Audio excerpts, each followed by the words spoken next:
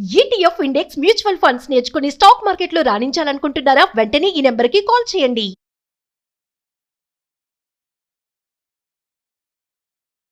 నమస్తే, సుమన్ టీవీకి స్వాగతం. ప్రస్తుతం మనతో పాటు ప్రముఖ ఆధ్యాత్మికవేత్త మాడుగుల శివప్రసాద్ గురుగారు ఉన్నారు. వీరితో ఈరోజు కొన్ని విషయాల గురించి మనం చర్చిద్దాం.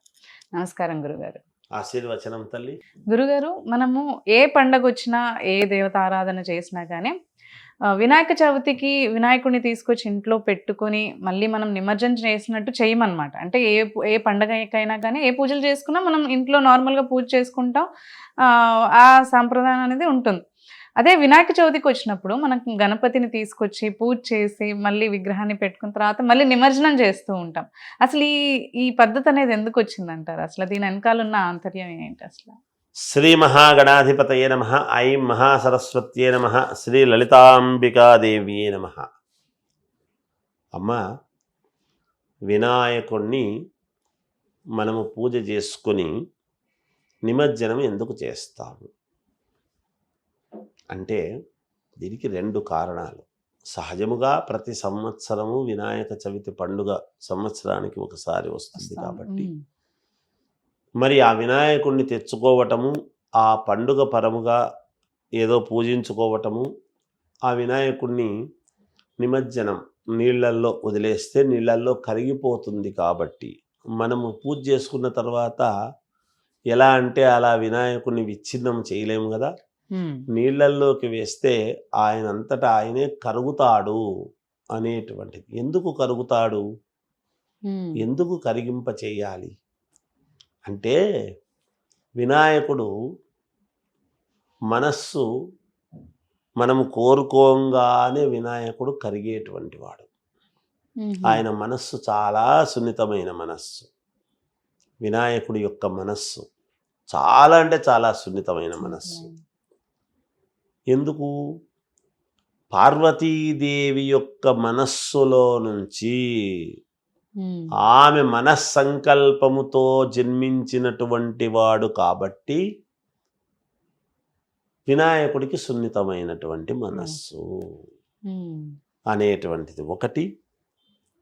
అంతేకాకుండా ఇక్కడ మనము మామూలుగా వక్రతుండ మహాకాయ సూర్యకోటి సమప్రభ నిర్విఘ్నం కురుమేదేవ సర్వకార్యేషు సర్వదా మనం చెప్పుకుంటున్నాం.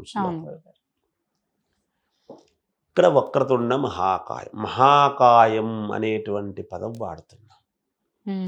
ఏనుగు కదమ్మా వినాయకుడు. ఏనుగును సాకడానికి ఎవరి చేత అవుతుందమ్మా? మామూలు వ్యక్తుల చేత అవుతుందా? ఒక ఇంటి వాళ్ళు ఎవరైనా ఒక ఏనుగును సాగగలుగుతారా? లేరు కదా. ఆ మహాకాయాన్ని మనము ఇంట్లో పెట్టుకోవటం అనేటువంటిది అంత సులభమా? కనుక ఒక 3 రోజులో, ఒక 9 రోజులో, 11 రోజుల్లో ఆయన్ను తృప్తిపరిచేటువంటి విధానం. ఆ తృప్తి ఏ విధముగా? మనకు శ్వేతార్క గణపతి, అర్క గణపతి అంటే మనం మామూలుగా ఈ గ్రాసముతో, మనం ఈ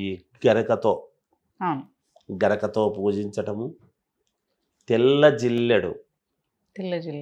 జిల్లెడుతో పువ్వులతో వినాయకుడికి ప్రీతికరమైనటువంటిది కాబట్టి పూజించటము, ఇలా పుష్పం పత్రం ఫలం తోయం అని చాలా రకాల ఇవన్నీ ఉన్నాయి.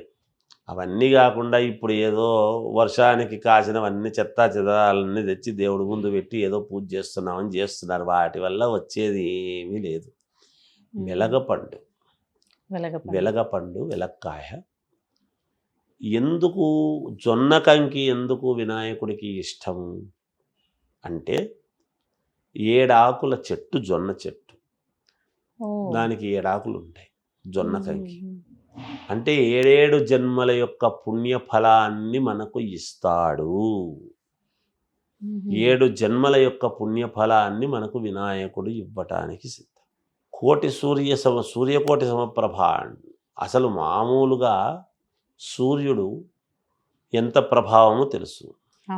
అలాంటిది కోటి సూర్య, కోటి సూర్య ఆ, సమప్రభ అంటే ఎంత ప్రతిభను మనకు ఇవ్వాలి వినాయకుడు, కోటి సూర్యుల శక్తి అంతా. అంత వెలుగును మనకు ప్రసాదించేటువంటి దానికి.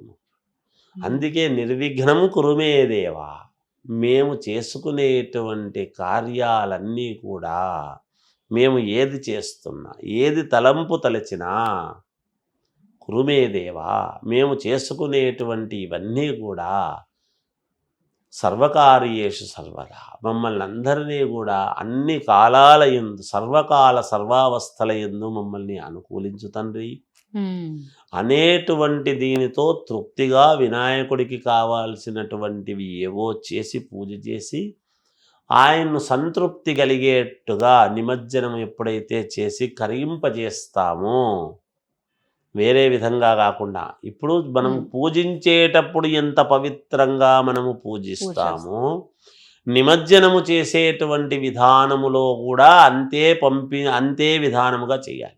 మన ఇంటికి ఎవరైనా పెద్దవాళ్ళు వచ్చినప్పుడు గౌరవించడం, వచ్చేటప్పుడు బయటికి వెళ్ళి రండి అని స్వాగతం చెప్పి పిలుస్తాం, వెళుతున్నప్పుడు కూడా మళ్ళీ కారు దాకా వెళ్ళి డోర్ వేసి మంచిదండి అని దండం పెట్టి నమస్కారముగా వినయపూర్వకముగా పంపిస్తాము కదా.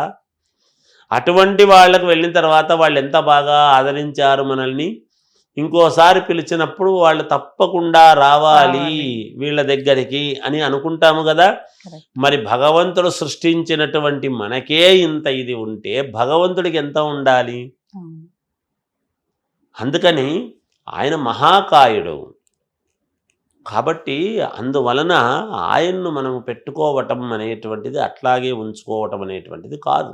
అందుకే ఆయన్ను స్మరించుకొని యథాస్థానము సిద్ధిరస్తు అని మళ్ళా ఉద్వాసయిష్యే అని చెప్పి వినాయకుడి పూజ ఏ శుభకార్యంలో పూజ చేసినా, అలాగే గణపతి ప్రసాదం శిరసా గృహ్ణామి అనే ఆ అక్షతలు తీసుకొని మన నెత్తిన వేసుకొని వినాయకుడిని మళ్ళా పునఃపూజ చేసి పక్కకు పెట్టేసి ఇంకా నాయన మంచిదని నమస్కారం చేసి మిగతా కార్యక్రమం అంతా జరుపుకుంటాం. అది వినాయకుడిని ఎంతవరకు చేయాలనో అంతవరకే చెయ్యాలి. అలా చేస్తేనే ఆయన తృప్తి పడతాడు. కనుక ఆయన్ను మనము నిమజ్జనం ఏం చేస్తాము, ఏం చేస్తే దీనికి ప్రకృతిలోకి కలపడం.